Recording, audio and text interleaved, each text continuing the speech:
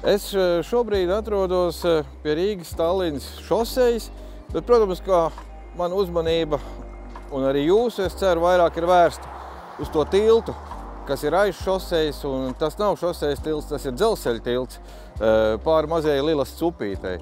Un kāpēc tas šodien stāsts būs par šo tiltu? Tāpēc, ka faktiski tas ir unikāls. Starpkara periodā Latvijas dzelzceļi izbūvēja vairākas jaunas dzelzceļa līnijas, tostarp arī Rīgas Rūjienas dzelzceļu.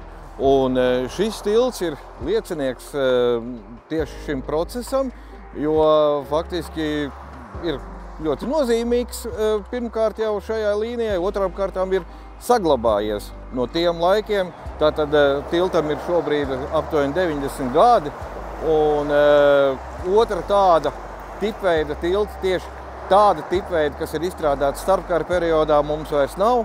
Kaut gan šādi tilti bija diezgan daudz, Ieriģa Gulbenes līnijā 5 gabali, arī pārvadām pie Krustpils aptuveni tādu kopni ir izmantot, bet nekas no tā visa otrā pasaules kara nepārdzīvoja. Izņemot šo tiltu, kaut gan faktiski Rīgas Rūjienas dzelzceļa līnija tika sabojāta un iznīcināts te tika visvairāk. Nevelti vilcienu kustību pār šim tiltam pēc otrā pasaules kara atklāja tikai 1952. Gadā, bet ne jau tilts bija pie vainas, kā redzams, tilts ir joprojām darba kārtībā.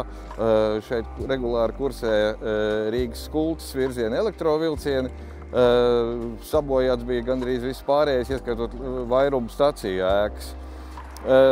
Tātad šis tilts ir uzskatāms par tādu unikālu sava laika liecību.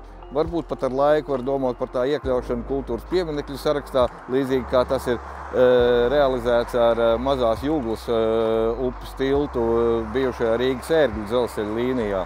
Bet kamēr vilcieni šeit kursē, tikmēr es domāju, šim tiltam nekāds apdraudējums nav paredzams.